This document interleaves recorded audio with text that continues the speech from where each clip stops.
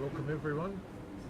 You're watching live stream from the Ronnie O'Sullivan Snooker Academy in Singapore. This is one of the quarter-final matches of the Straits Billiards Singapore Open Billiards Championship. The match we're streaming is between Rob Hall from England and Peter Gilchrist from Singapore. Should be a very good match. Players are due to start the match in about 45 seconds. My name's Jason Colbrook and I'm joined at the moment by Peter Tankard. Hey Peter. Hi Jason, how are you? I'm very good. I'm looking forward to this. I'm looking forward to this too, but of course you've been incredibly busy for the last few days as both manager of this magnificent snooker and billiards club and also as tournament director. I don't know if you've had a moment to spare. I can't believe you're in commentary with me now. Yes, no, it's been pretty hectic. We're streaming live on the Rossa Facebook channel and we're also streaming to the World Billiards YouTube channel. If you're watching the Rossa Facebook channel, please post your comments. If you're watching from outside Singapore, let us know where you're watching from. The players are about to start. Rob Hall at the table, current ranking world number 3 versus Peter Gilchrist, current ranking world number 2. And Peter's been in good form so far, and Rob has been struggling, to be honest. He hasn't really been himself. That surprises me. I would have thought that these tables might have suited Rob. There, to explain for our international visitors, these are set up as pro snooker tables.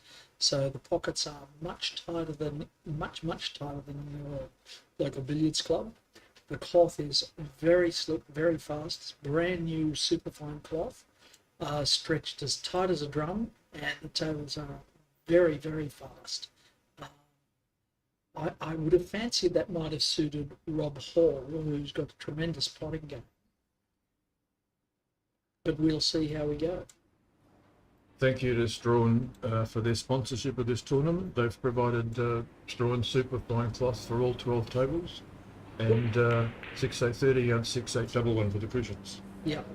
We really appreciate their sponsorship. Yeah. Aramis have sponsored the tournament, 12 brand new sets of billiard balls. Beautiful. It's the first time I've ever weighed 12 sets of balls and they've all been perfect. Really? The worst set of balls was 0.4 grams spread. Well, most of them were 0.1 or 0.2, now, which is very good. Did you find, as David Peters found previously, that the yellow ball was the heaviest? No, they've corrected that problem. Okay, after David alerted them to it. Yes. There was some sort of metallic dye gives the yellow colour and adds a little bit of weight. Okay. And they've found a way to adjust. I mean, they were all within tolerance being half a gram. Yes. But we're talking about fractions of a gram. So it's hardly much difference. Now, these are 90-minute matches all day. 90-minute matches. And viewers will see, this is a World Billiards ranking tournament, but viewers will see the players are playing in polo shirts. First time ever. It is. We have another sponsor, Thorb, local company that specialises in custom-made shirts for sort of sporting clubs, associations, teams.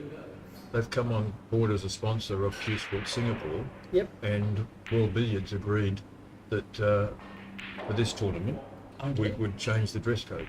I think it looks great. I think it does. I'm a bit more of a traditionalist than yes. you are.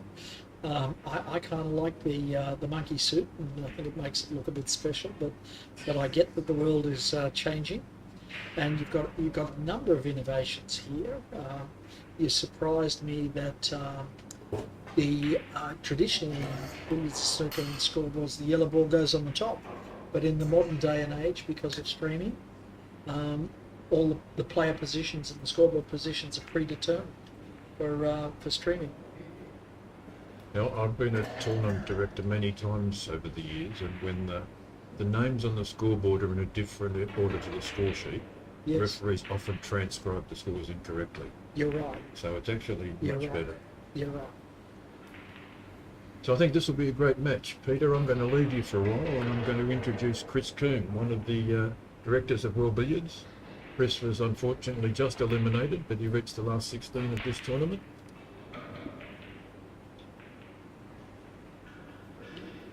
Thanks, Jason, and welcome, Chris. Hi, How you Peter. going? Yeah, nice to join you.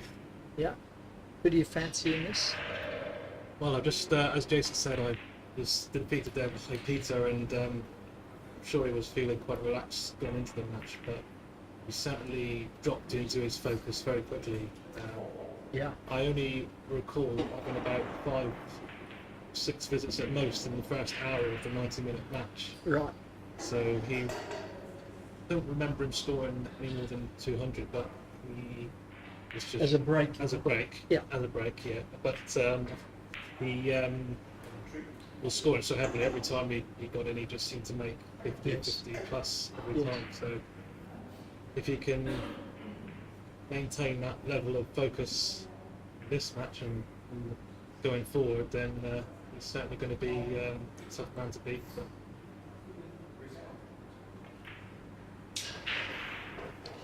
If you are watching the stream, please tell us where you're from. Tell us what time of day it is. Now, Peter's missed a puddle on the rail there. You are going to see quite a bit of that. You are going to see quite a bit of that. These pockets are very, very tight.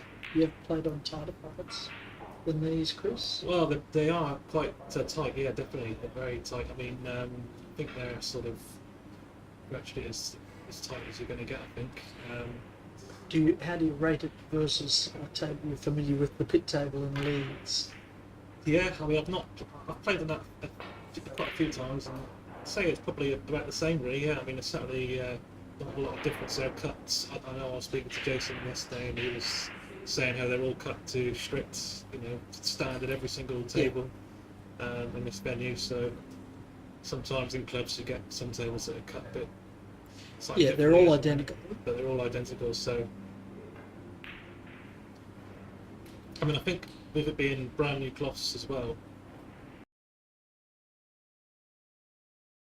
just the ball to slip in just slightly. But I Yes. think after a few days, that's maybe they start to wear off slightly. So So it's going to get even harder. potentially, yeah. All the conditions are all top class, and Well, you're able to play. Tables are very, very true. You can play a dead slow shot, and be confident the ball won't run off. So I think a full range of shots is available to the best players. Now, a bit of an upset in the previous round. Go and talk us through that. absolutely, yeah. I was on the next table, but because I was sat there a fair bit against Peter, I did have a chance to have a little look at what was going on. But Steve Mifsud looked really in control, and you've seen him many times, Peter. But he's a top-class player and such a great cueist. I love watching Steve play. He's such a smooth action around the table, and he was scoring very heavily there. So they, so I don't know exactly what sort of chances he had, but he only scored 2 50 breaks in the match. So by Dave's standard, that's obviously Yes. Now, just to clarify for viewers, that result was that Steve Mifsud from Australia beat Dave Corsier, the world number 1 player, and currently ranked world number 1. And that is only the second time since 2019 that David has lost any match in any tournament in the world. The other guy who managed to get on top of David in the intervening 3 years you're looking at on screen now, that was Rob. Was that the Welsh Open or the Irish Open? It was the Irish Open. Irish Yeah. Open. Yeah, absolutely incredible run of matches, and even there has been times against Liverpool as well in Carlisle in 2021. All that was an incredible comeback. Yeah, incredible. He was 500 behind. Yeah, and so I think when you've been winning that much on such a regular basis, you just have that confidence that even if you do fall behind, he knows he can just pull it back. But he didn't really get that chance against Mifsud, and I think Steve Mifsud had a sort of pretty decisive big break, so that kind of sealed it for him there. But Yes.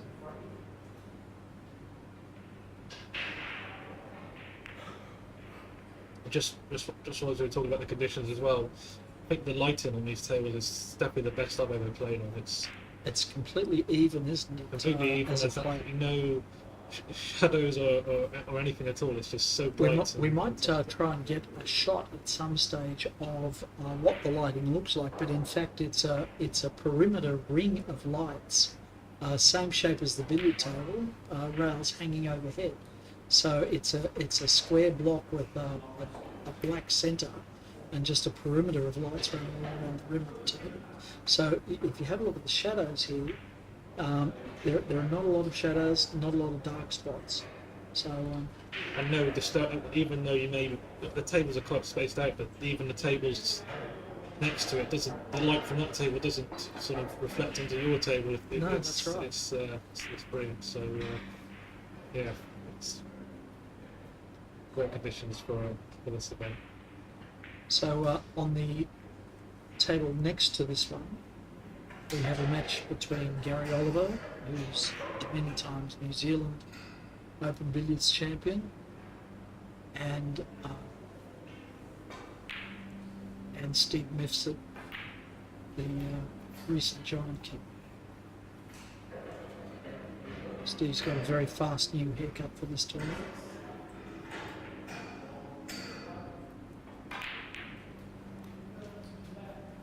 So Rob's got them tight at top here.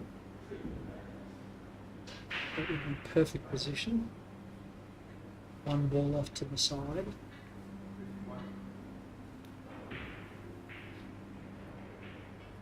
I'm a little low on the red, but very confident pot.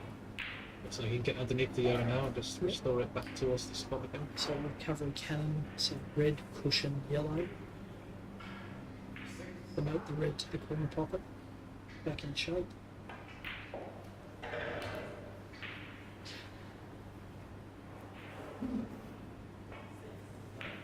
At this level, it's really about being able to control them from this position, isn't it, Chris?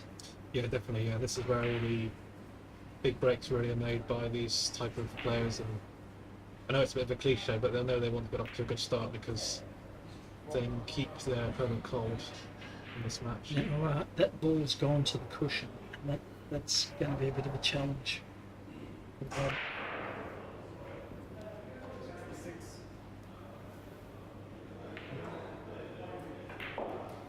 Yeah, so you're just having to leave the top of the table now for a short while, but looking to get that back to the position he was in ideally. How many shots back to top?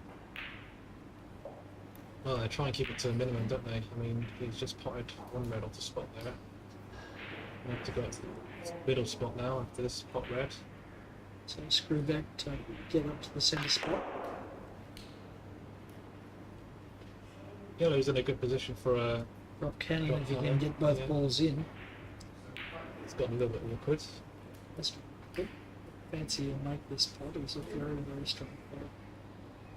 There's a number of players missing from this tournament that I just think these conditions would have suited down to the ground. I'm thinking especially of Saurav Katari, Pankaj Advani, both of them very, very strong potters with a very delicate touch. Matt Bolton would be another one if he's in form. He hasn't been playing much, but Matt Bolton at the top of his game. These are his conditions, where you rely upon strong pot game and superb pace control. Now, Rob's overhit that. May have had to hit it because it wanted to spread a little wider. But now he's left with not very much. He's got an unattractive forcing him off into the middle pocket. And not much else I think. Decided to play safe. Not taking any chances there, and didn't really have much to go at. Nuts, but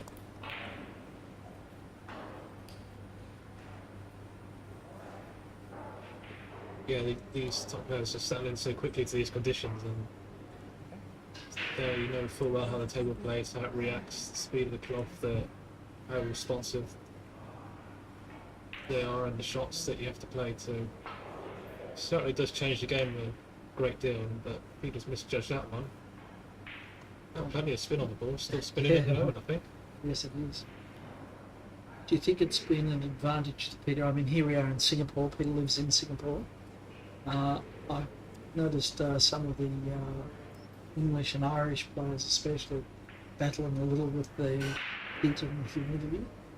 Oh yeah. Have you found that draining?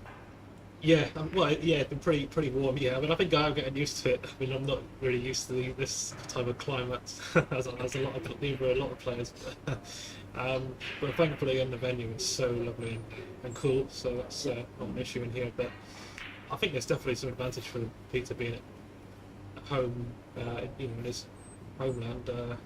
He said he's been here in this venue practicing a fair bit the last couple of weeks. So to actually play on the tables. Yes. And he usually plays out at the Singapore Cricket Club, doesn't he? That's his home club. Yeah, I had the good fortune of being able to go there the other night, and it's a fantastic venue. So it's a lovely place, isn't it? Great. Fantastic to see that really special place there. So, but yeah, I think being at home and not having to adjust to I know Peter's obviously been travelling around the world for many years, but I think certainly being at home, maybe there is some advantage there, but he'd be anxious to, he'd really love to win this event. Now, don't forget to tell us where you're from. Steve Bagshaw says he's sitting comfortably. Not as comfortably as I was in Melbourne, Steve, where I brought my own chairs, but yes, we're quite comfortable. The facilities here at Rossa have to be seen to be believed. It's really fantastic.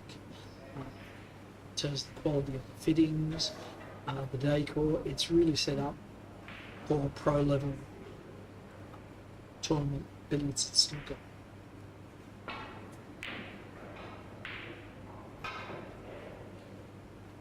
So Peter's had a lash there, felt that he should disturb them. Hasn't done. Oh, He'll be pleased with that, I think. He'd be pretty happy with that. Rob's just looking to see if he can just sneak behind. I don't think he can. Do you think he can? Maybe. Very Maybe there's a little gap there. Maybe he can. A bit more gap than appears on the screen. Yes, he can. Still not No ideal. ideal. Bit of developing needed to. So what do you do here? Bring the red back over this pocket, play the screw cannon, and Yeah, he needs to make sure he gets a good contact on the red. yeah. No, it doesn't. See, these cloths are so grippy compared to what we used to playing on. He was allowing for a slight throw of the ball, and that slight throw of the ball didn't happen. The ball just came back directly towards him. Brand new superfine cloths. Clever shot there. Managed to beat both balls out of balk.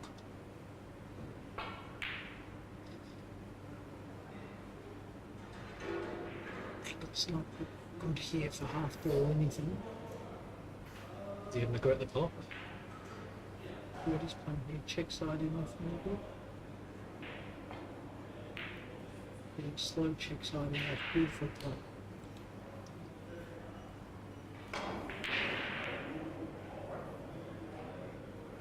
forcing in off, trying to bring the balls together.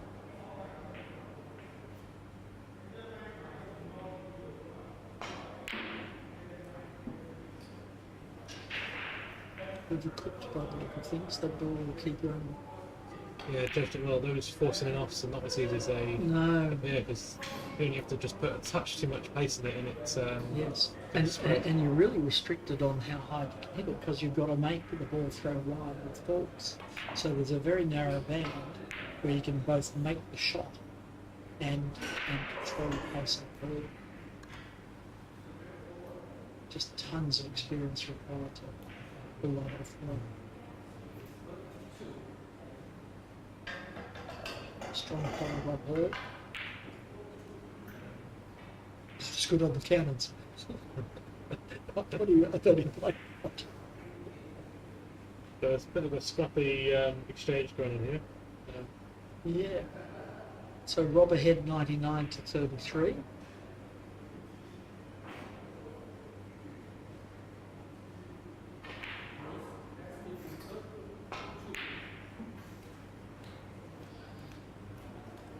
It's screwing off there from Pete Sarin.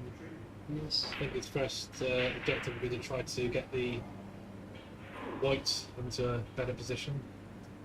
Do that with the cannon really crisp, push the red towards the white. Yeah, that's going to be the. Watch it. Now he's that's overcooked. So Or he now could push the red to the upper top pocket, but he'll have to play a short Jenny first. Or in fact, he could play a cannon from here. I think he's playing cannon across the red to the other top of Yeah. the other. It needs to hurry a little Nicely bit. played. When you get him off this, you've got just a run through or We can play pin pin one behind the spot, perhaps. yeah, maybe. We can. Just got to Called Chris. Just to make our excuses early, billiards is notoriously difficult to call because there are so many different ways to score, and players will have their own personal preferences. So while snooker is relatively easy to commentate and a bit formulaic, here players' personalities and preferences and their strengths get into their shot choices. So unless we're living inside their heads, it's difficult to tell precisely what they're going to do. And even sometimes their shot choices can actually vary, depending on how they're feeling, the state of the match, the Yep. time remaining. Absolutely. So the conditions, it all plays a part.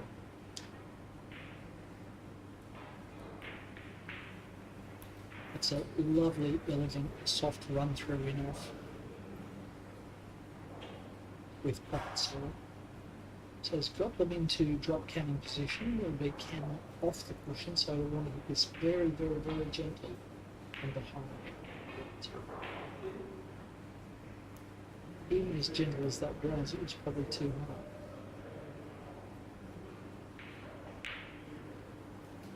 Yeah, he's just slid behind He the has. white, so it's got So it looks like a run through to the outside of the red, run through cannon to the outside of the red.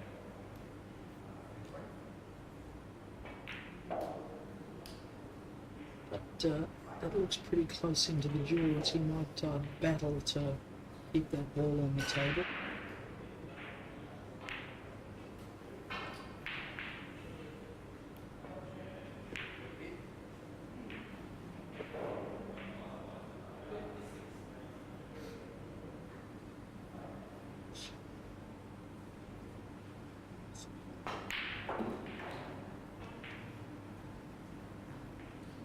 Yeah, I don't think he's got much option now but to pop the white and play a double dog. It looks like that.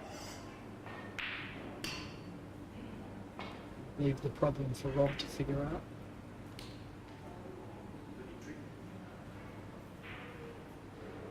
These two are great mates, actually, aren't they? They travel together a lot Absolutely, yeah. and enjoy a beer together. So Yeah, I'm sure they'll be putting that friendship to one side Well, for this match. that doesn't matter for the next 90 minutes, but, Yeah, but, absolutely. they do get on. They do, yeah, absolutely.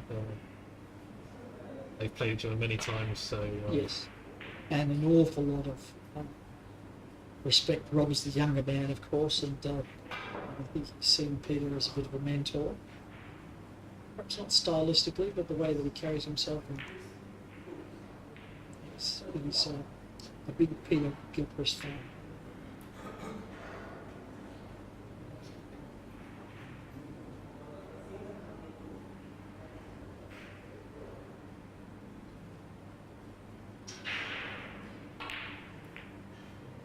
So Jason mentioned earlier that the players have special dispensation to wear their polo shirts, provided by the sponsor. Was that a different experience for you, Chris? Did you enjoy it, not enjoy it? Yeah, I mean, they're really comfortable to play in, and yeah, it's been very well received, and it looks great. As Jason said, thanks a lot to our sponsors for that, and for who provided the shirts. And who knows, maybe we'll try it again. But I think it's certainly gone down well, and it's good to have all the sponsors on display and have everyone wearing the same shirt, obviously. So that looks good when you go into the arena and see all the matches.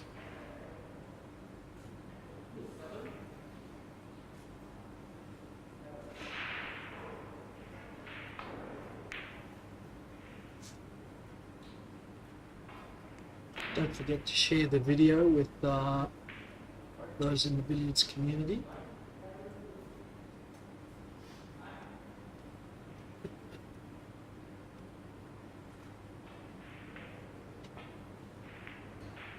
What do you play here?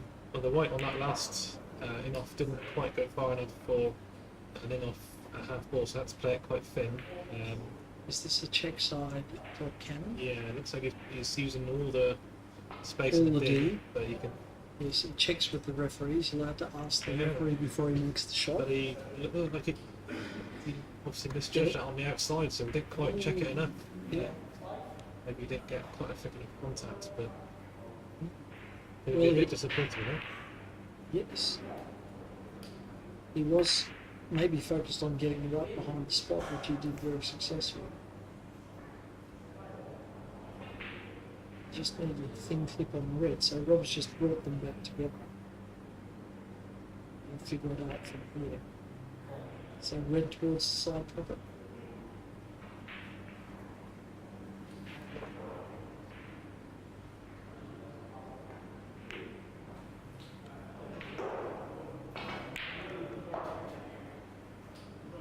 I don't think he can get enough of the yellow and drop it behind the spot, so I think he makes it up a No. drop cannon. He's played that in-off red slowly to leave that drop cannon. He Yes. could have played off the red and brought it to the middle, but decided to leave the drop cannon straight away. So no risk of a cover here, that's the good news, but does require pretty precise positioning, which is fantastic result there. Great shot, great shot. So he's got them tight.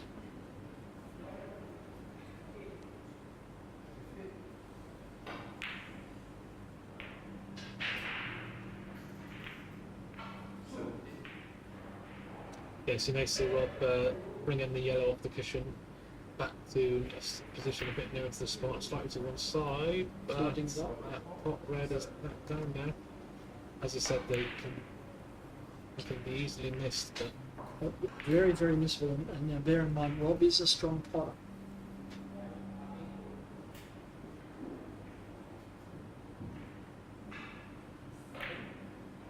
See, Peter's actually elected not to even attempt that potty on the rail. Knowing what the table's like, so he's played a check side top spin run through there.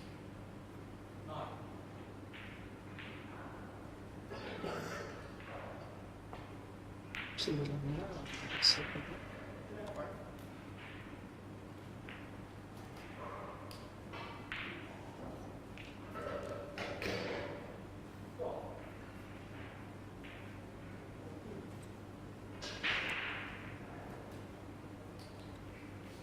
so slowing off reds, leaves the red by the pocket. He's playing off the white now, and he can then play another one off to probably on the spots. That's what he's looking at.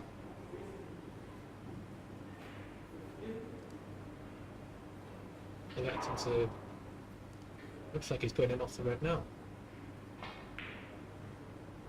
maybe Pushing thought the red first. was just slightly, just not central enough over the pocket, not right over the pocket to be able to put up a hand and leave a good position at the top. Well, we're going to see a few of those kinds of shot choices when players dodge the putt. And that's wise. It can be extremely easier. And you can use a bit of side spin to manipulate the ball and pop it off the jaws. A little bit bigger effectively. This is a pretty good shot. Oh, it dropped. Never mind, he's not in bad position for a recovery time. Oh, this is. Alright.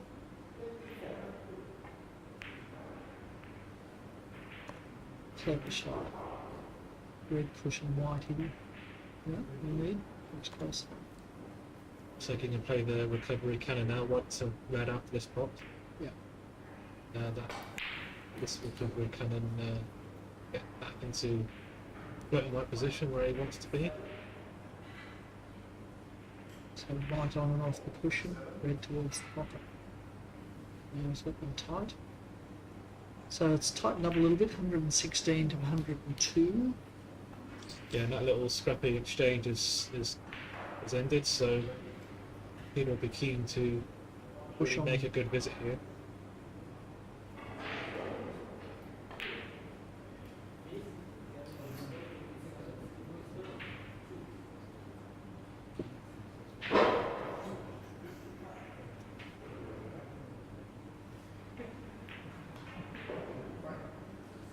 Surprised me he didn't come underneath that one, but he's over the balls. He knows Yeah, where maybe the he angles felt are. he just didn't quite have the angle to get underneath it. Must have felt. May have that angle now. Yep. It's still quite. The white was quite near the top cushions, having to just play it directly onto the right. There's a couple of sequences of cannons and a couple of cannons push the white back up to the line, which is an imaginary line through the red spot parallel to the top cushion. That's often in the minds of these players when they're playing this form of scoring.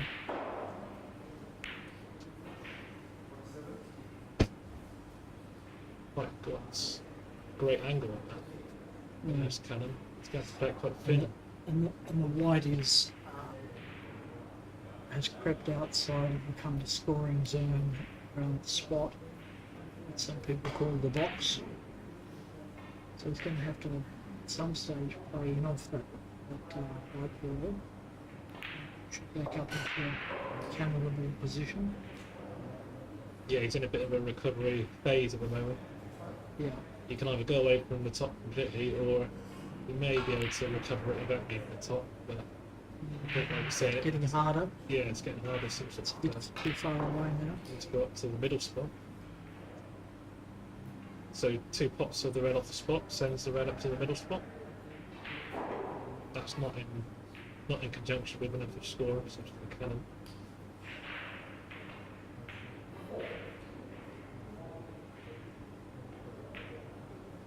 Now, Chris, you've been performing at a very high level in billiards for the last couple of years, but prior to that, your first love was refereeing. Yeah, absolutely. You, yeah. you actually refereed a world, it was 2 world championships. The 2016 World Final, yeah, I was lucky enough to referee that, and also refereed a World Women's Final as well. But Fantastic. yeah, I mean, I enjoy refereeing. Do you prefer playing or refereeing? I'm kind of more into obviously the playing side now, really. I think, all the tournaments I go to, I'm sort of there as a player, really. But yeah, I mean, you can't get a better view of the action than when you're refereeing, when you're right. I mean, Yeah, well, that's a great way to learn, isn't it? Absolutely. You stand there with your belt buckle pressed against the top rail.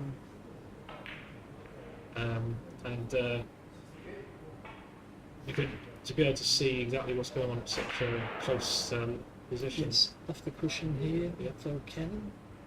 Good cueing required. It's gone a little bit awkward now. It has gone very awkward. It is not a defensive player by nature, attempting to pop the opposition But I don't think that's what he was playing screw cane.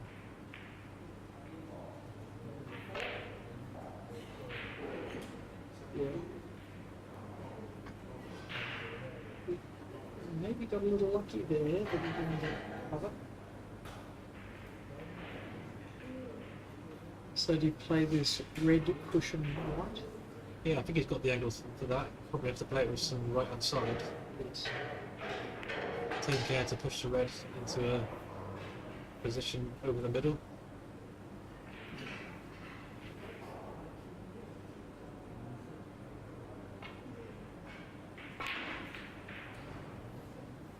Such a delicate touch for a big man, doesn't it?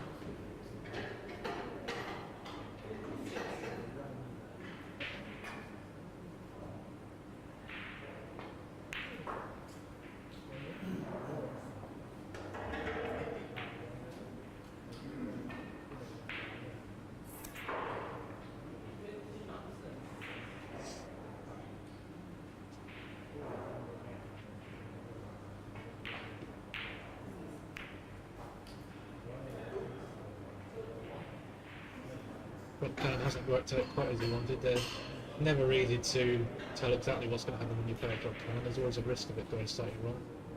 Looks like he's got a very thin cannon now.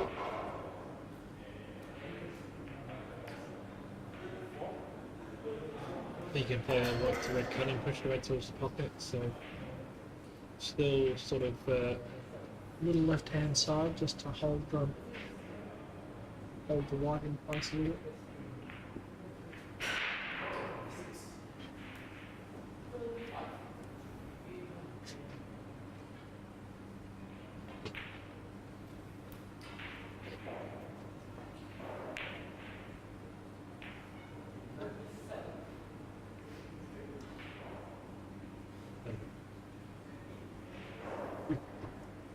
Okay, Chris is taking a break from commentary, and we're joined now by the great Devendra Joshi from India, playing in, I think, the first ranking event that's ever been held in Singapore. Is that your memory, Devendra, or?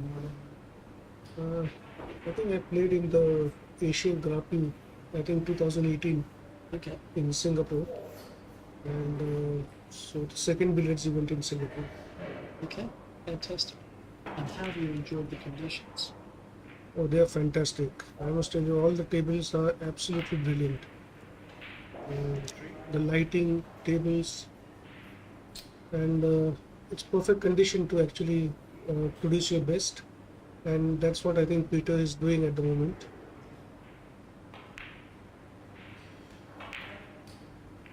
And Devendra, Jason has helpfully written down something for me, which I think I agree, which is that you made a 702 break in Sydney. Is that right? Yeah, 714. 714. the quarter. Well, yeah, I mean, it's obviously depreciation over time, so it's gone down to 702. Now, 714, was that against David Collins? No, I think it was in the quarterfinals against Anup Kumar, and Anup Kumar he was up by around 200 points at that point of time. Wow. So I had a 714. He replied with a 200, and I replied with a 400 something. Wow. So those were the 3 consecutive visits Wow. on the table. Now, they're just fantastic consecutive visits. Now, which club was that played in Sydney? Do you remember? Mounties, I think.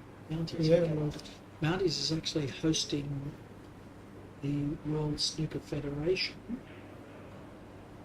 World Championship, which is in a body, and that's happening at the end of January. And they've got older style tables. These are the newer style tables that we're looking at here. They're Jiping tables, Star brand. And this is now the standard issue for World Snooker events. Very fast, very tight pockets. And Mounties has the old style tables. So they're reworking those tables with new sets of cushions and the new superfine cloths stretched tight to try and replicate this as much as they can. But it is a battle where you've got older tables trying to refurbish them to new. So is Alok still playing? Yeah, he is playing. Not that much. He's struggling with his some neck issues, but I'm sure he'll come back. He played in the Masters in Turkey just a few days back. And, in fact, he's playing all the Q Sports games. He's going somewhere to play pool. Oh, in, really? Okay. Puerto Rico. So he plays billiards, snooker, pool. He's like into everything. Well, this game is so time consuming. It's the whole world's moving to shorter formats. Everything, cricket, T20, or soon it'll be T2 or something, but everything's short format.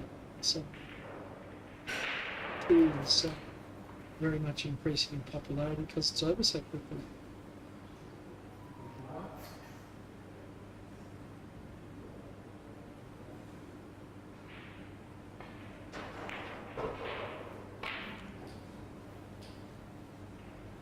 Peter looks in very good control at the moment. He does. He's stretched it out to an 80-point lead now. Let's go further.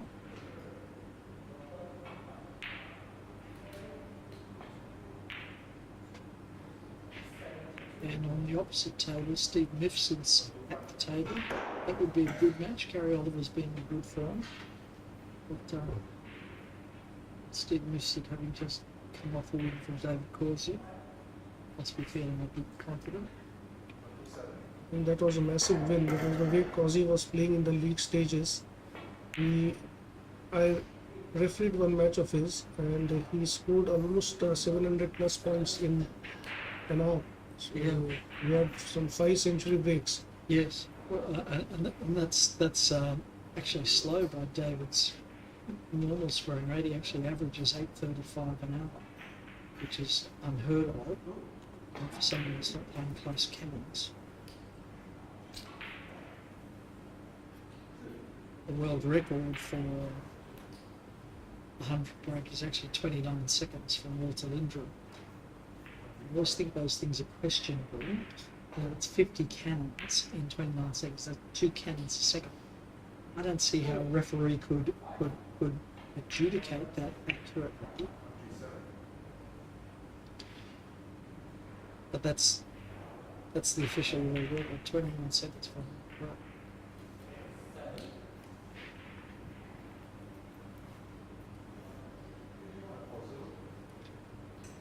It might be possible if the balls are anchored in the jaw. It might be. Yeah. It would have to be anchor cannons. So we just tap them into repetitive positions.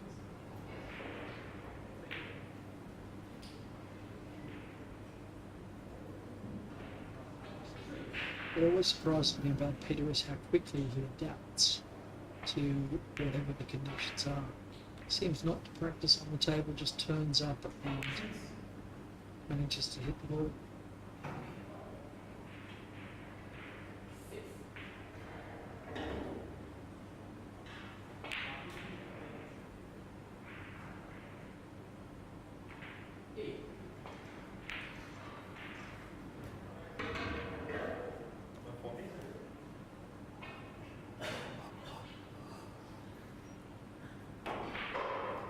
I was saying earlier, Vendra, that I think these conditions may well have suited two of the great Indian players, Pankaj Advani and Saurabh Patel. They're such strong potters.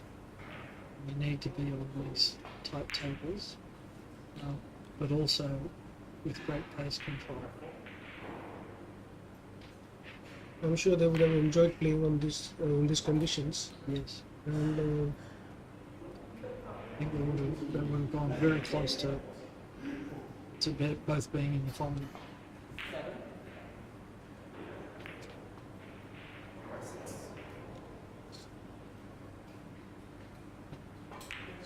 Finishing.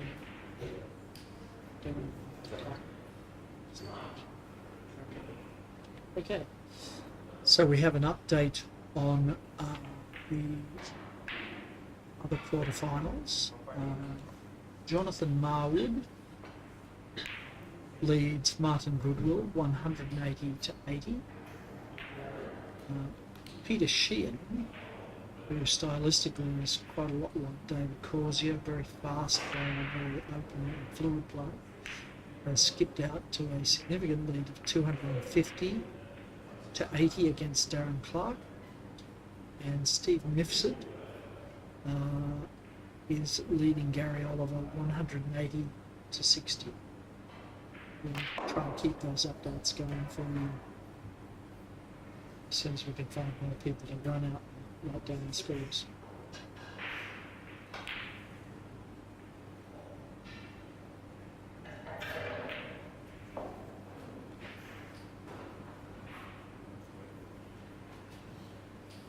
Devendra, what's your home club in India?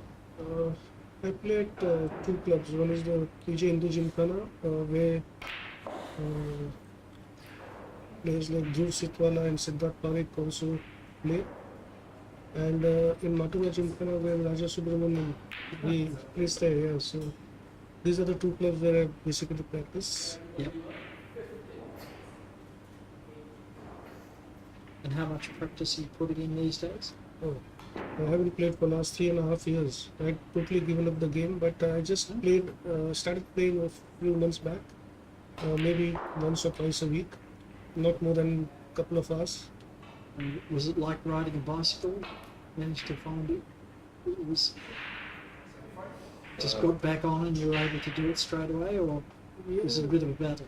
It would take some time. I would need to play more matches actually, and sure, I'm just planning to play a bit more than what I've been doing. I've been quite busy with my office, so let us see how it goes. Seems to be going pretty well.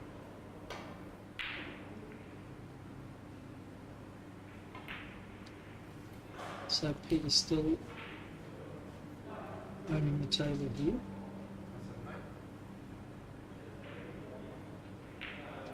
We've got an exciting crop of younger players coming through in India. They are, but most of them are like pursuing snooker more. Even the likes of Dhwaj Haria and Sri Krishna, Yes. who are extremely talented in both the games, but they find that spending too much time playing billiards is not fruitful enough for them. Not too many events to play for. I get it.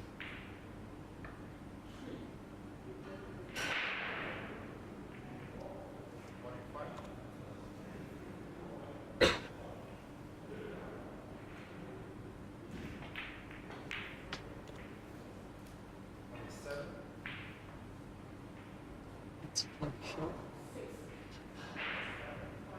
Too skinny. So it's playing the one through, put the one back towards where it is going. Couldn't get there.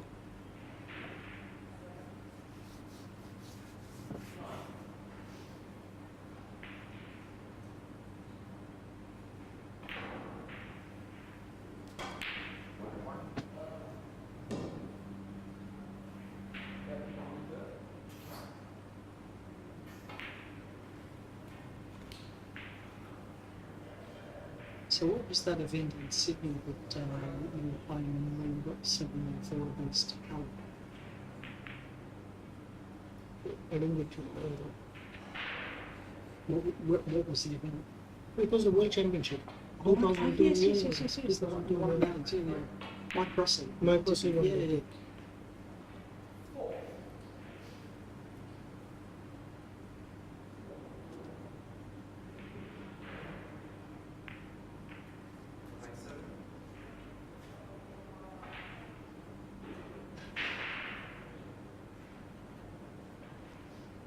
How did you feel about playing in polo shirt?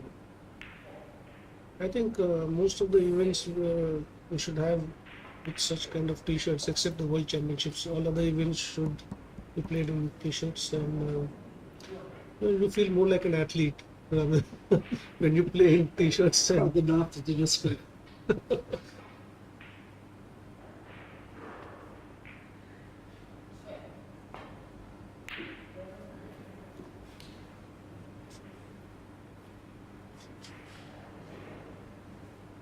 Okay, we're more than halfway through now, and Peter is dominated here, but if we come back from there, he does eventually get to the table.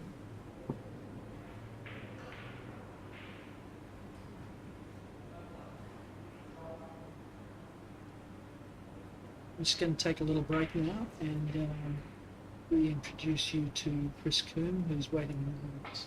Thanks, Chris. Thanks, Devendra.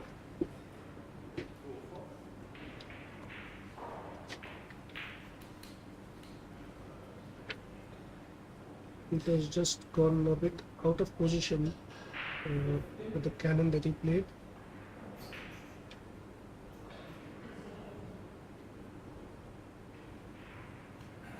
Yeah, hi Devendra. Peter's having to work quite hard, isn't he, for these points at the moment, but he's at the table and staying there, and he's getting establishing a bit of a lead, so that's going to obviously help him out in this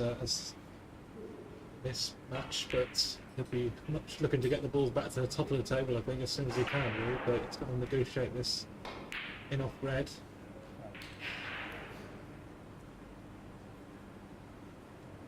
He played that well, but just short of strength over there. The table is playing a bit slow this morning.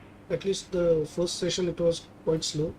Hopefully the heaters might start working, and by the second session in the afternoon we might have a much faster table, which will be very helpful for some top players who play in there.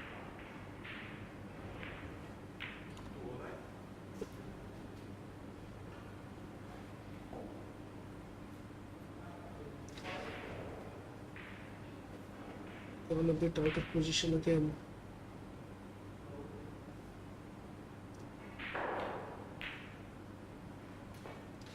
Yeah, he wants to try and get that red back into decent position, but I think trying to set up a drop cannon, I think, shortly. Maybe have to take he's playing long loser off the white, but he's probably not going quite far enough for the other pocket now.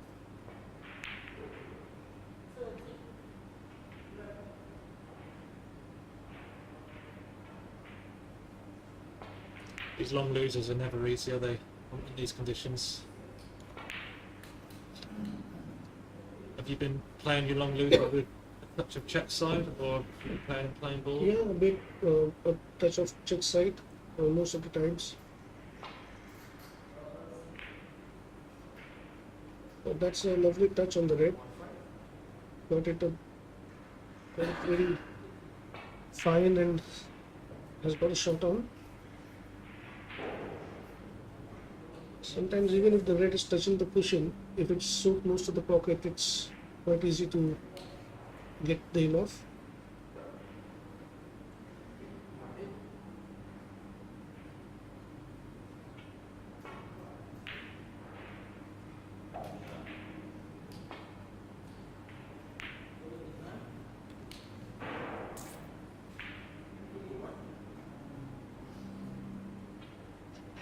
They're going to have to play a bit of check side, I think. Looks a little bit narrow. Used it nicely, and that leaves a nice drop cannon.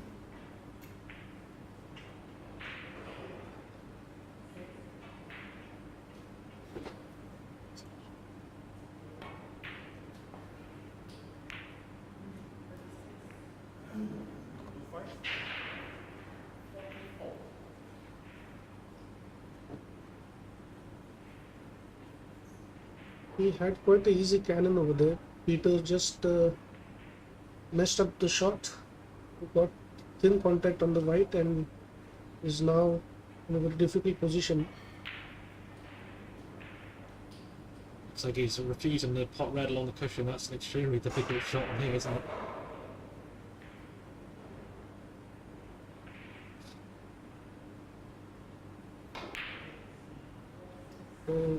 Just missed the shot.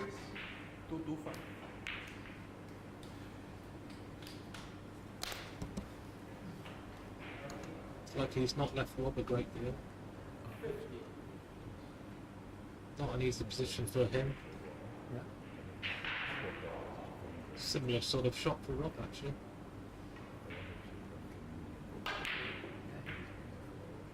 Oh, Oh, that's tough luck. We got the cannon really, we got a very good contact on the red actually. The yellow had not gone into the pocket.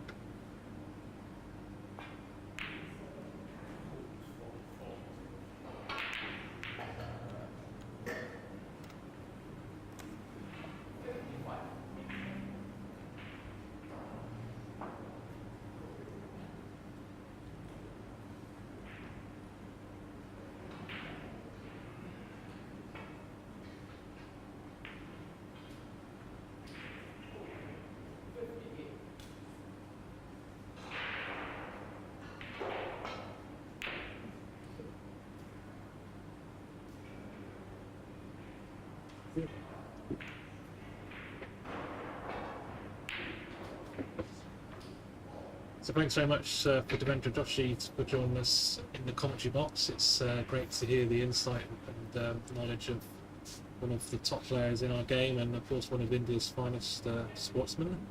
But hopefully we'll hear from him again soon. But I'm joined now by, of course, World Billiards Director and one of the referees in this championship, and someone I'm sure many of our viewers will be familiar with. Welcome, Angus McAnally.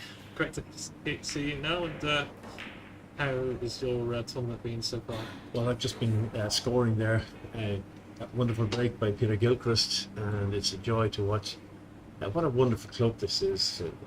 I don't think I've ever seen anything quite like it, with the quality of tables and so many of them. Truly wonderful, and it's causing problems for some of the players with the kind of the slide on the cushions or whatever.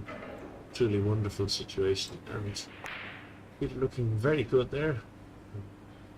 Slightly got out of position, causing him to break down. Fine break. He's 180 ahead now at the moment.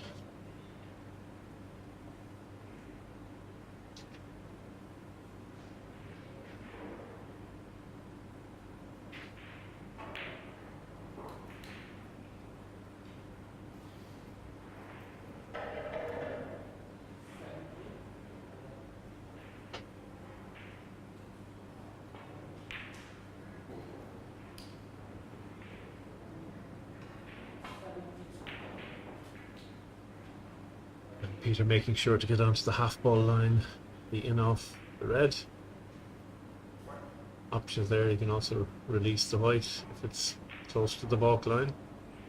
Should be able to bring the red ball up the centre of the table off this shot.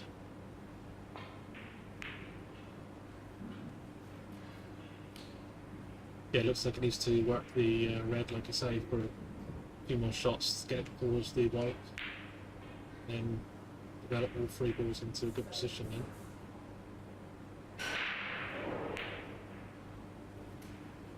I'm very impressed with his position of play in that big break. The way that he manoeuvred the drop cannon position in order to get top of the table was a delight. Again here now, the cannon was right hand side on the yellow, just to spring the white further off the cushion and come down to the red.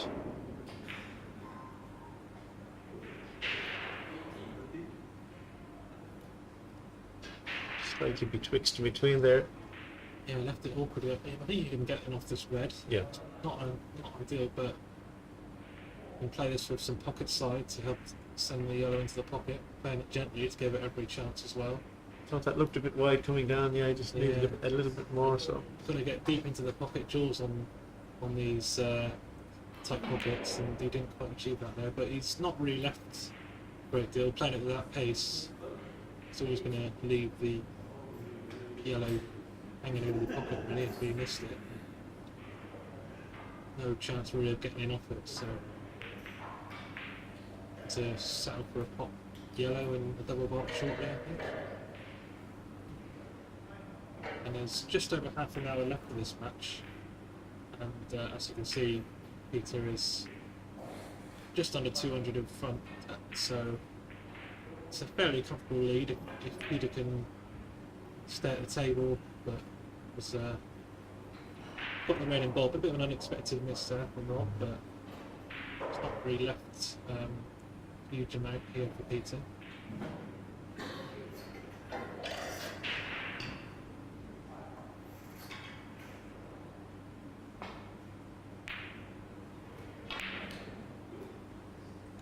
I think Peter will be happy just to see this pattern of play at the moment. He's not going to take any risks, is he, in this? No, he wants to protect that lead because he knows and has great respect for Rob's game, and Rob could very easily knock in at 300.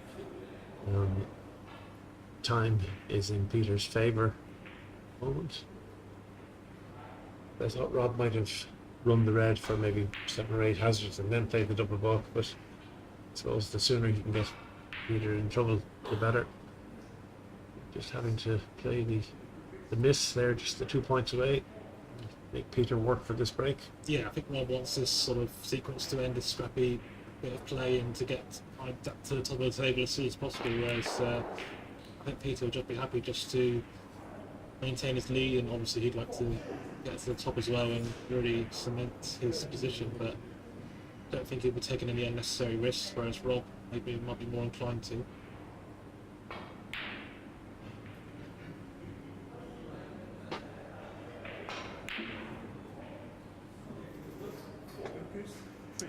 I think one of the features of these tables at the moment is they're so cool and so accurate that whenever a player has to try and force the cue ball, put a bit of side on, it just springs that little bit differently and it can cause a little jangle in the pocket.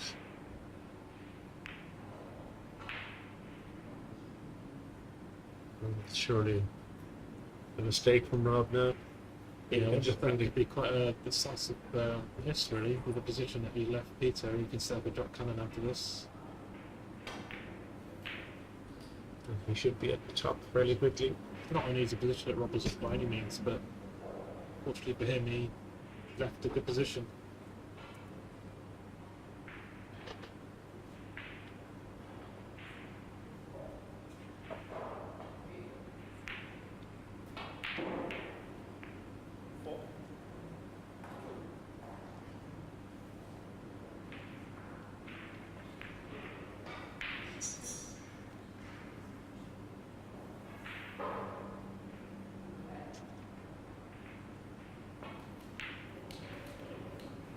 And just to bring you up to date with the other quarterfinals at this point in time, Steve Misford is on 263, Gary Oliver on 84.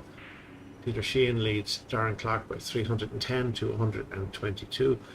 And Martin Goodwill is trailing Jonathan Marwood by 117 to 223. And here on the main streaming table, Peter Gilchrist in a commanding lead over Rob Hall.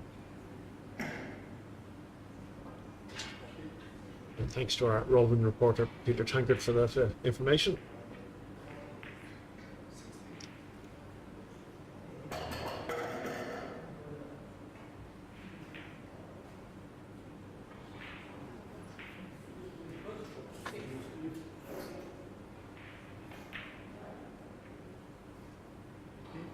I suppose both these players are capable of making a century in maybe 5-6 minutes, so 30 minutes still to go. Plenty of time for Rob to get in. However, he has to get an opening and then more than likely hold the table. The way Peter is shaping up at the moment, that may just be difficult.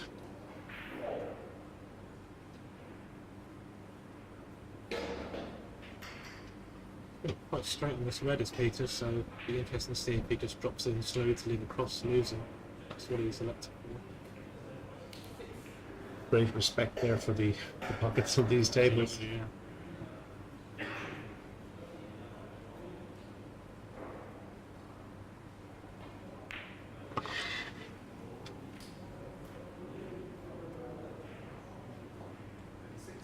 So the cross loser there sets the red back up to the middle pocket area. Elect him to play enough or enough for potting the red.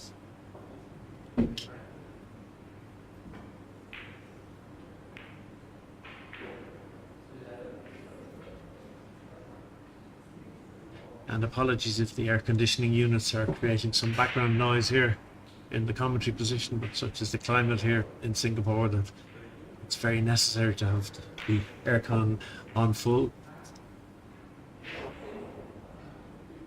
Perfect drop cannon position once again for Peter Gilchrist, bringing all three balls together within 18 inches of each other. Now he's left this a bit tight there. Yeah, I think he realises he's left this tricky. I mean, I think he's looking even at a screw cannon, so on a club table, I think he'd probably get that in and knock the red in no problem, but as I say, respecting the tables and the state of the match there, so he'll be looking to try and get back to the top as soon as he can.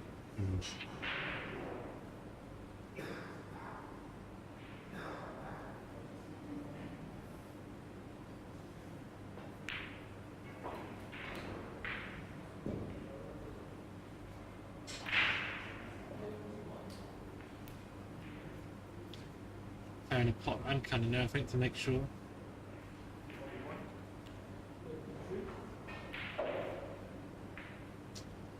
This is not an easy putt. So close to the cushion.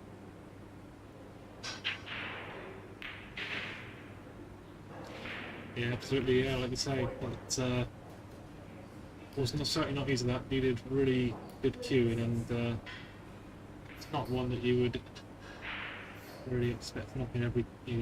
It's not a 9 out of 10 shot really, but maybe if he was playing as as fully best, but they could be missed at any time. Those types of shots. So. And the problem for Rob here has been frozen out for a while, so it just needs good cueing of this shot. And he was wow, unless he was playing the off in the centre.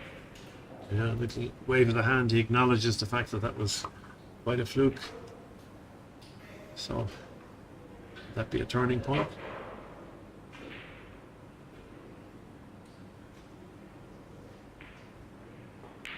Is he going for the cannon off the top cushion here? We have two cushions. Oh, he's made. Yeah, I think with these cushions sliding quite a bit, I think the two cushion cannon there was obviously the better option that he chose. So screwing off the middle. That puts the red quite nice for a drop cannon. Now this will be interesting, Chris, if Rob can get good top of the table here and then keep a nice pace going. 25 minutes left. I mean, time is not an issue, but he certainly needs to really take the chances now when they come along. I think this is certainly a good chance for him now.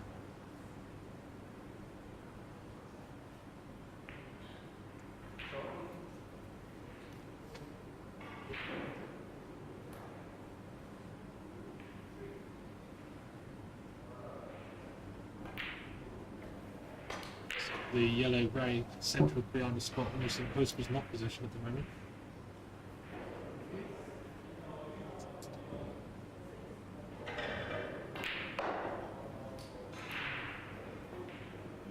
I think you would much prefer it to be near the spot in floating white position, but either way, he's still in a good position at the moment. He may move it here. Managed to hold it. Now has he got himself slightly covered?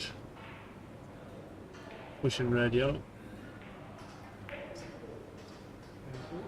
He's had to lose position there, so can he get in off the red to the middle? I don't think he can. I think the red's gone too far, and probably going to have to play a pop yellow double bulk here, really.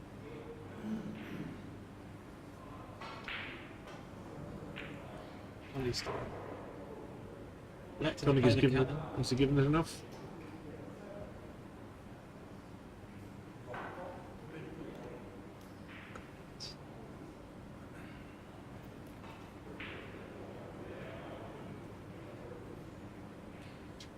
And some of the people watching online, Alistair Hardman, I hope you got the update of the scores we brought you just a moment ago. When we last checked, Martin Goodwell was trailing Jonathan Marwood, Peter Sheen ahead of Darren Clark, and Steve Misford ahead of Gary Oliver.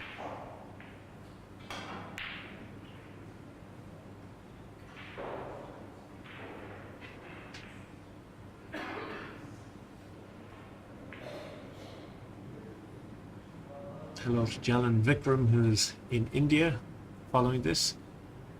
Steve Bagshaw in Australia, all over the globe. People in Ireland, those insomniacs in my own home country, are up in the middle of the night watching this. Yeah, it's just about 6 in the morning in the UK and Ireland, like I say. So obviously there's a lot of Billiards supporters in that part of the world. So good morning to anyone who's watching live from the UK and Ireland. Yes, I'm sure Brendan Devlin will be up and at it now. An early riser will be checking in on proceedings.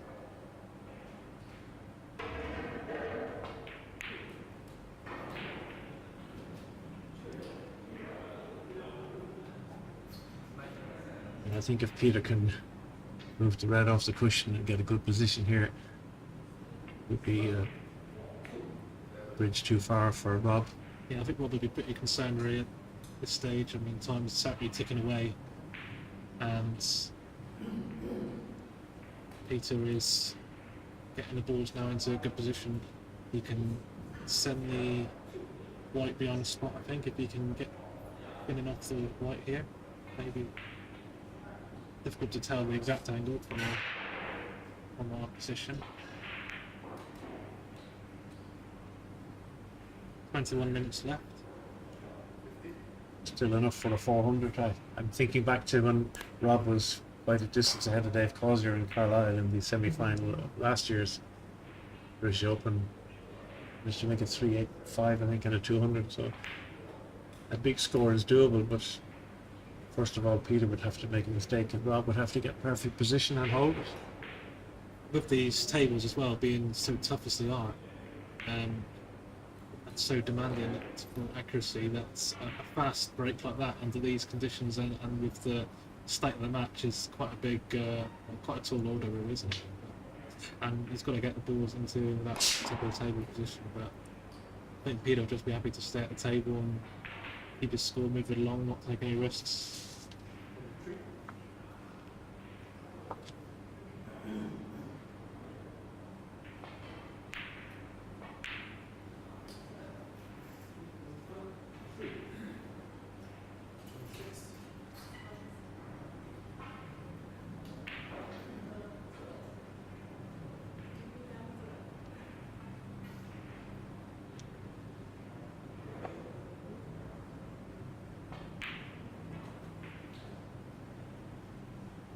So that pot red brings the yellow back.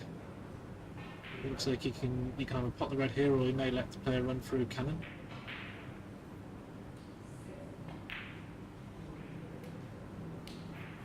He can play the recovery now from this side of the white. He had a straight pot there, so now he's brought the white back. Up with cannon, red cushioned white, and he should set up very good position. And I think this is looking pretty ominous now.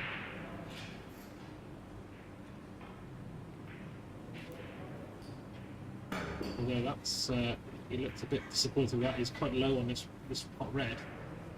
And he's going to be going away from the top cushion here, so making it slightly harder for himself here. It's a very slow pot, stick controlled. Yeah, to leave the nice little cannon onto the front of the white. They play this very gently indeed.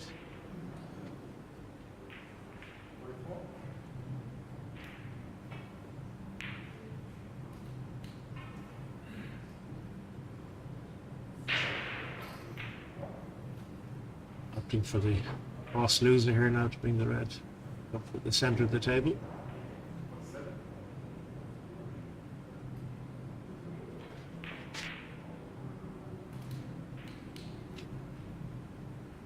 And from this position, it's hard to imagine Peter missing.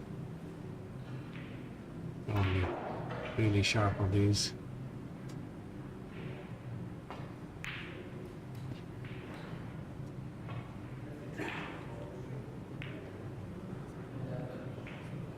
The white ball in perfect position behind the billiard spot. Just a question of whether he wants to run a few in-off reds before he takes the pot.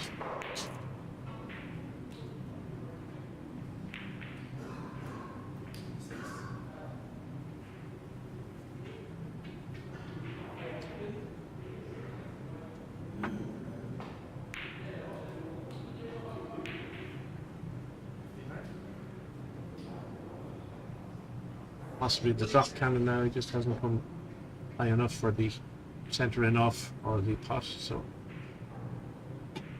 you get this direct.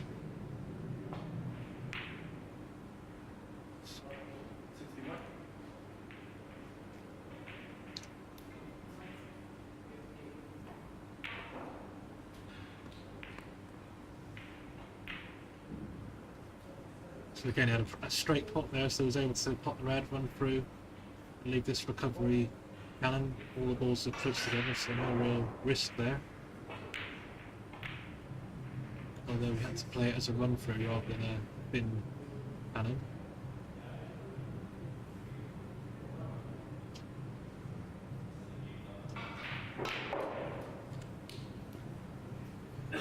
Peter getting a bit of practice in for the fault line crossing rule, which will happen in the World Championships starting tomorrow. And you've got a comment there from Jason D.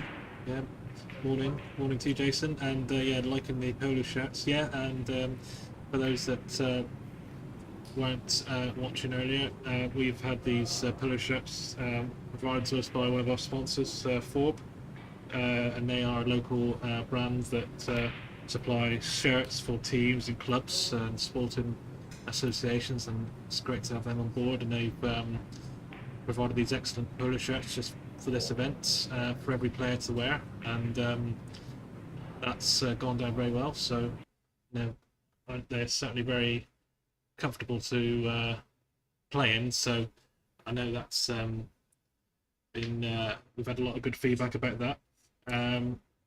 So Peter, again, just keeping his score moving along. I think he is most likely going to be feeling quite relaxed at the moment. Yeah, an unassailable lead at this time. Alistair Hardiman giving us a weather update. He said, Angus, good morning from a wet and misty West Yorkshire. And that was Jason Devaney actually saying, I'm not sure how they would look in my black and white photos. Yeah, thanks Jason for your photography at your great photography at our events recently. And yeah, like I say, they are pretty colourful, these shirts, and but like I say, they've gone very well really here. And so Peter looks to be able to play a recovery cannon now underneath the white. So just about 14 minutes remaining. And just a shout out as well to our other sponsors, Grand Cuvée is sponsoring the World Billiards Championship, which starts tomorrow here. And we've also got Pro Score, who provide our online scoring software. So I'm grateful to Pro Score for that. And Aramith, who provided 12 sets of billiard balls, brand new. Strawn Superfine is the cloth that's being used in this championship, and of course Gilchrist Singapore, Warner Sullivan Snooker Academy, and last but certainly not least is Straits Billiards, the main sponsor of this Singapore Open. It's fantastic to have them on board. They're obviously a local company supplying cues, tips, everything you could possibly need as a player. They can provide it to very high standards, so without their support this would be a very difficult event to put on, wouldn't it? Indeed, and it makes such a difference. I mean, the facilities there are fantastic, and Jason here has been able to organise transport to and from the hotel thanks to sponsors, so it makes a huge difference to the players. Many of them have flown long distances to be here to support both World Billiards and indeed the Rossa, the academy here. So it really is. It makes a huge difference.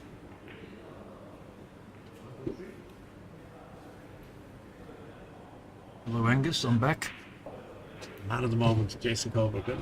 I know you don't like people talking about you, but can I just say the amount of work that you personally have put in to make this event happen has just been staggering. And you're a man who quietly stays in the background, but we really do have to acknowledge the incredible job that you've done. So thank you. Thank you From us, very much, from the Angus. board, from the players, from the spectators.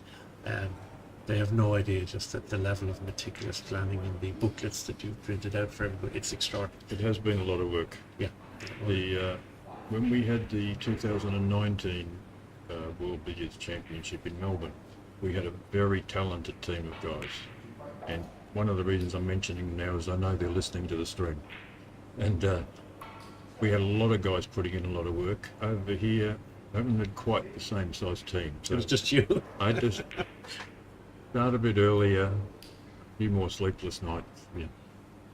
But actually the hard work ends once the tournament starts. It's easier once the matches get underway. I've just checked the scores on the other games. There's been no real change. Peter Sheehan's about 500 ahead. Steve Mifsud's 200 plus ahead. I really thought that Martin Goodwill might make a comeback against Jonathan Marwood, but he's struggling a bit. He's 200 plus behind. Wow. Well, still enough time if they got in a good top of the table, maybe, a century in 5 minutes, 6 minutes. Yeah, well, the guys that are behind aren't looking comfortable on the table. Yeah. So. Well, I think that the realization that once you have to chase on these tables, and if you have to put any little bit of bump into the shot, you can swing and throw, and so you have to tend to play easy and go for the easier shot. Now, I was just sent one very interesting photo. In the building where we are here, the grandstand in Singapore, there is another pool room, mostly pool, a couple of snooker tables. And we're good friends. On one is the name of the venue, and Clement Lim is the owner. Mm-hmm. Clement's just sent me a photo of all of their pool players watching the stream of the billiards, Oh, that's which lovely. is fantastic. He's been good enough. They do a nice meal at On One. He's been good enough to arrange the meal vouchers for us. So we're a referee's trying to get a meal down there. But it's great to see all the pool players watching billiards. Hopefully somebody gets the bug. Absolutely. And I have to say that when you're looking at top of the table play, as it's called here, it looks ridiculously simple, but believe you me, the control needed to get the cue ball into the correct position to play these little cannons and the hot red, very, very difficult. They say it takes a lifetime to Yes. achieve a good billiard knowledge. One of the things that's very hard with our game to get viewing success is that the better, the higher the standard of the player, the easier it looks. I was commentating on a stream in a match in New Zealand once, and one of the comments was, "This game's too easy. Why don't they put the red on a different spot every time?" I know.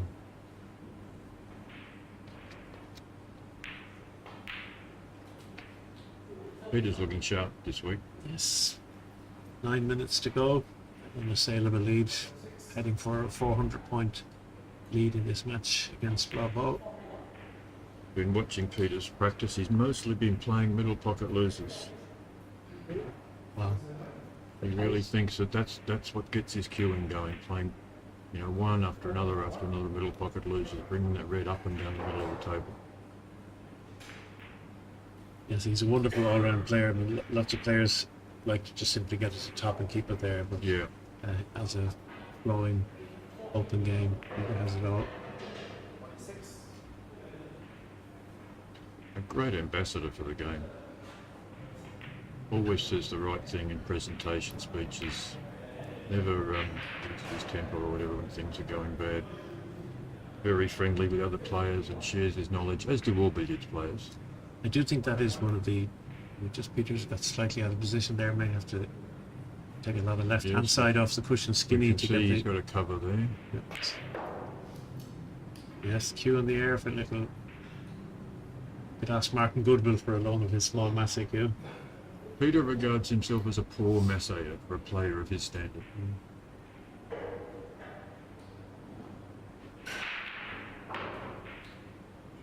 Whoa, you know. That was spectacular.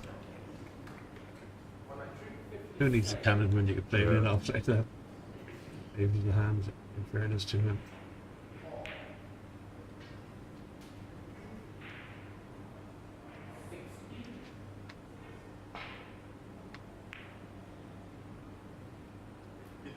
Not that one. A lot of slide on these cushions. A lot of players are coming off that side cushion and missing that shot. Well, now I think Rob would just like to get in and hold the table to the end now. Yes, he would. If we can get the yellow back into a good position. Just 7 minutes to go. Solid put. Could make a 150 here. When you're this far behind in the warm-up event for a World Championship, you're just thinking about finding a bit of form. Yes, there won't pleasing at all. Thank you to everyone who's joined our stream. The semi-finals will be streamed from 3 p.m. Singapore time, and the final will be streamed from 5 p.m. Singapore time.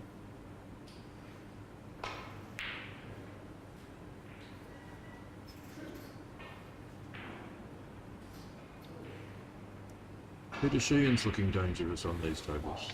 Yes, Peter has a lovely touch.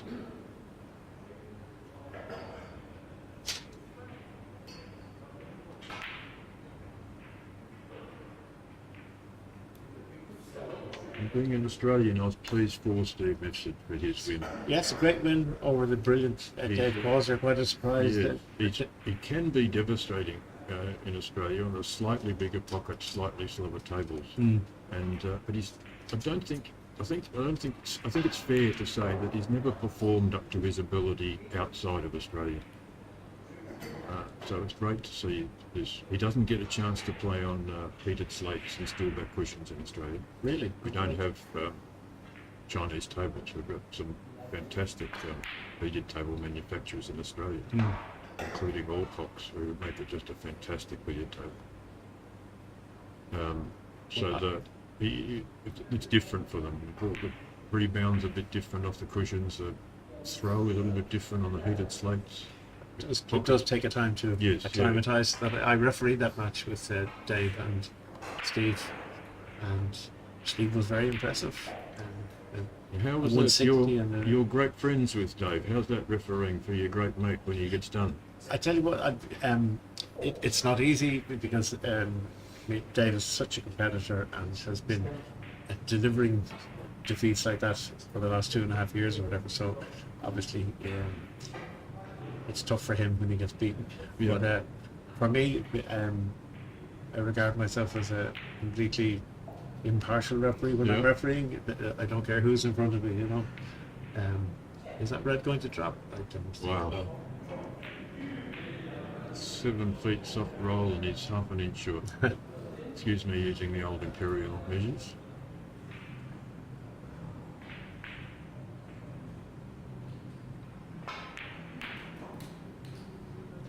Nice shot of Peter's there. I sometimes play the tin and send the red towards the pocket to move the white here. Oh yeah. Because occasionally I'm not as confident on the draw loser. But when you're of Peter's standards, it's ABC. Steve Chua is the referee in this match. He's a pool player, a very good pool player, and a pool coach. Hasn't played a lot of snooker and billiards himself, but a very competent referee. And congrats to all the local referees who've made great efforts this weekend. And you've had scores on every table as well. Yes, It's no, been it's been wonderful. going very well. We've just decided which referees will get the semis and final, but won't tell you until I tell them. Very good idea. So just over 3 minutes left now, and Peter cruising here to the semi-final. Rob will be disappointed.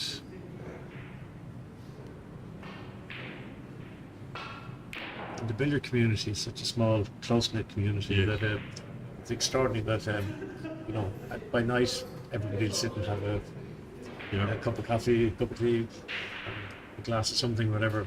But invariably, at the business end of all the tournaments, it's great friends playing each other. Absolutely. The rivalry is quite intense in a very respectful way, which is one of the things I love about billiards. Well, this tournament's an interesting stage now. 4 players will be left in when this session ends, and the world number 1 and the world number 3 are out.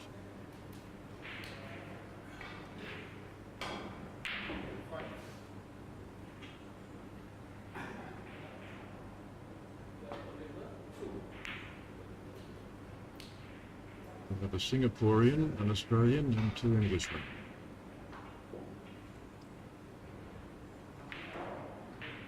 Very fitting for world billiards. Yes, very nice. We had 10 players make 100 breaks yesterday from 4 different countries. It was very good. Of course, we were cheated for representation from a few other countries, courtesy of some very strange decisions by some international federations. Yes, a great disappointment for many of those competitors who. I feel very sorry for them. You spend your life practicing.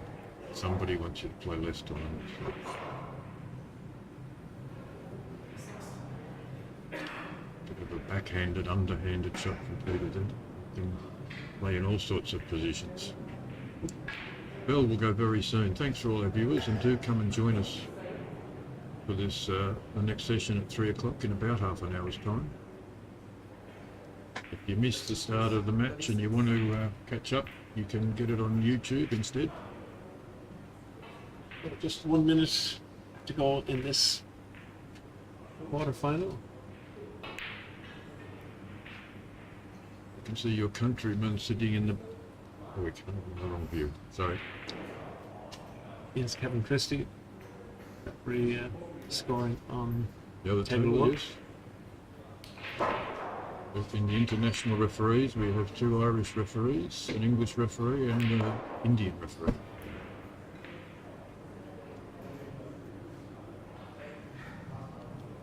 So we're into the last 30 seconds. It's a match, Rob. Just would like to at least be at the table when the hooter Yeah. goes.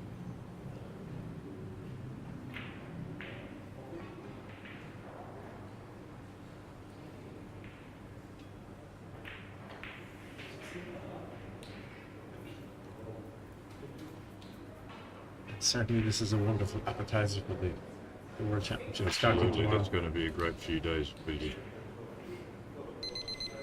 That's it. Thank you, everyone. We'll see you soon. Thank you, Jason.